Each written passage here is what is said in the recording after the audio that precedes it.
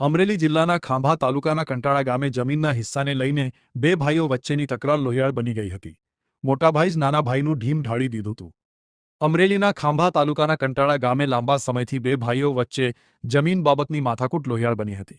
ઉશ્કેરાયેલા મોટા ભાઈએ કુહાડી વડે નાના ભાઈ ઉપર આકરા પ્રહારો કરતા લોહીના ફુવારા છૂટ્યા હતા, જેથી નાના ભાઈનું ઘટના સ્થળે મૃત્યુ નીપજ્યું હતું. જો કે બનાવ બાદ સમગ્ર કંટાળા ગામ સ્તબ્ધ બની ગયું છે.